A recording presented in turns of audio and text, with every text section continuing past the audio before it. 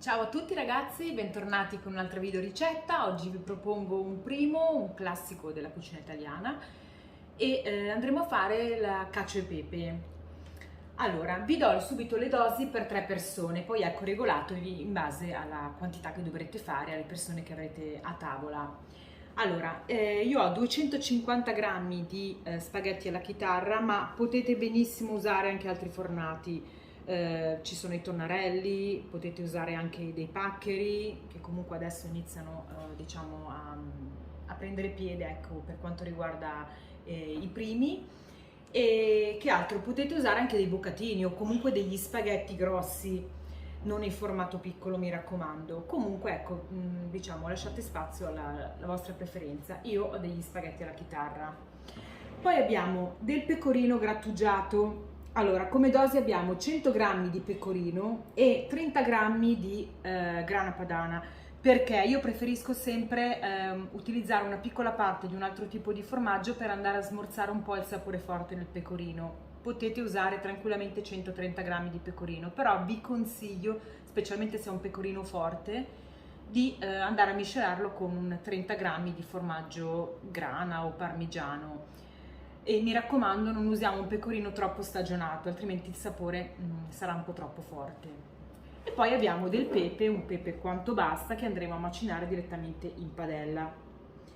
Quindi gli ingredienti sono pochi, semplici, ci sono alcuni accorgimenti da utilizzare nella ricetta che andiamo a vedere adesso. Quindi cosa facciamo? In una padella calda, senza nessun condimento, andiamo a macinare il nostro pepe, in modo tale che intanto lo andremo a tostare. Ecco, poi qui a vostro piacimento, in base a quanto vi piace il pepe. Ok, quindi adesso lo andiamo a tostare un po'. Io intanto ho messo a bollire la pasta, come vedete non c'è tantissima acqua, perché è molto importante che la nostra acqua sia ricca di amido. Noi andremo a risottare la pasta, poi lo vedremo in seguito, con l'acqua di cottura, quindi è importante che sia molto ricca di amido. Quindi meno acqua andremo a mettere, più il nostro spaghetto rilascerà amido che rimarrà imprigionato all'interno dell'acqua. Se invece andremo a caricarla troppo di acqua, rischieremo che l'amido si disperda troppo.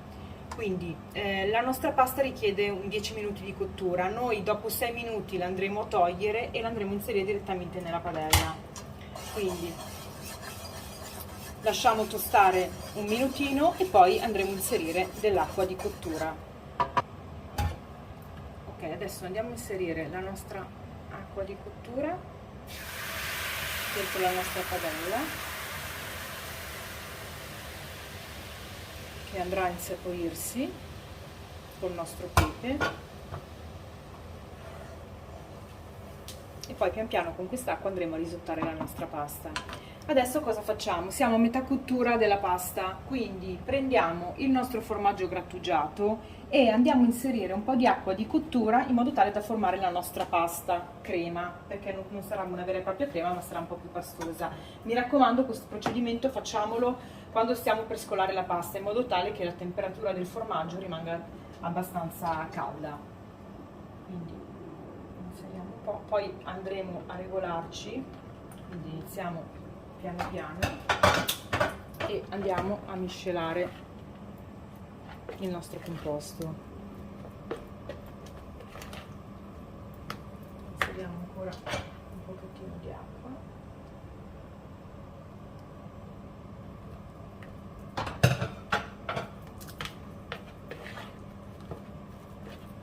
E andiamo a formare la nostra pasta.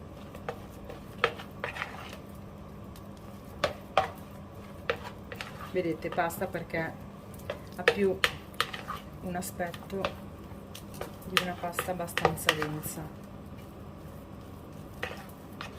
Quindi regolatevi con l'acqua di cottura fino a ottenere questa consistenza.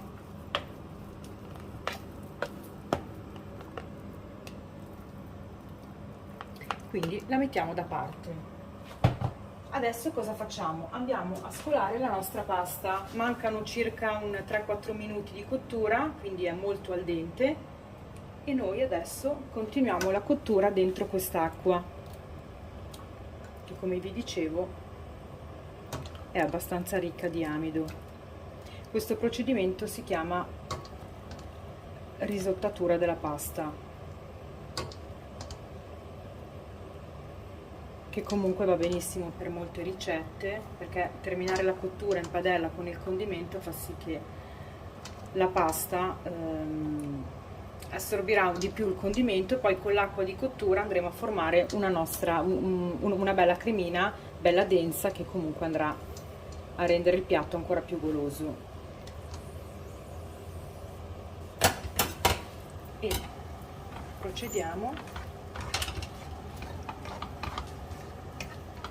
Inseriamo ancora un po' di acqua di cottura, quindi poi ecco, andremo a regolarci in base a quanto ce n'è dentro la pentola, perché comunque la pentola è accesa e di conseguenza l'acqua inizia a consumarsi. Alziamo un po' la fiamma e continuiamo la nostra cottura della pasta in padella fino a che non sarà pronta. Vedete, ecco, qui adesso manca circa un minuto per terminare la cottura e se notate si sta formando una bella cremina. Questa cremina è data grazie all'acqua di cottura che abbiamo inserito, che era già ricca di amido, e alla pasta che sta terminando comunque la cottura in padella e quindi sta rilasciando ancora amido. Quindi la nostra pasta avrà al termine della cottura un aspetto più cremoso e più denso, ancora prima di andare a inserire il formaggio, quindi dopo sarà maggiormente cremosa. Quindi terminiamo l'ultimo minuto di cottura e poi andiamo a inserire il nostro formaggio. Allora, la nostra acqua è stata assorbita completamente, quindi ho spento il fuoco e ora andiamo un attimino a stemperare il calore, perché quando andremo a inserire il formaggio la nostra padella dovrà essere un po' più tiepida, quindi non facciamo altro che fare questo lavoro.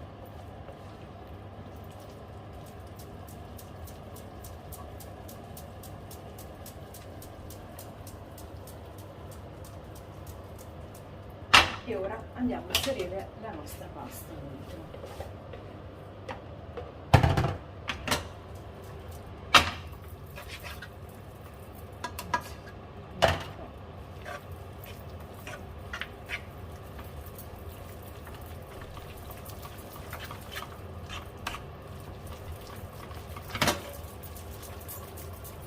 Andiamo a inserire un po' di acqua di cottura.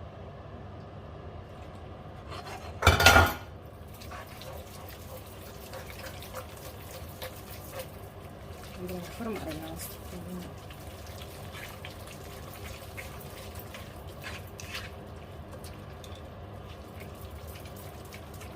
Ecco, regolatevi voi se serve più o meno acqua di cottura.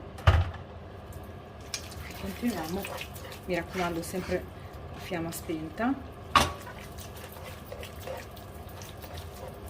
Ora terminiamo di mantecare un attimo, dopodiché andremo a piattare. Ecco ragazzi, io ho impiattato la nostra cacio e pepe. Come vedete qui dentro c'è anche un po' di cremina, perché avendo inserito altra acqua di cottura ho fatto sì che venisse ancora più cremina, che andremo poi a inserire direttamente in padella. Mi raccomando, va impiattata subito, altrimenti tende ad asciugarsi. Quindi cosa facciamo? Mettiamo un po' di formaggio grattugiato ancora, un'altra grattata di pepe e la nostra cacio e pepe è pronta. Mi raccomando, rifatela ragazzi se vi piace questo piatto, perché è veramente buona. Io vi aspetto per altre video ricette, mi raccomando mettete un like se vi è piaciuto il video e iscrivetevi al canale. Ciao a tutti!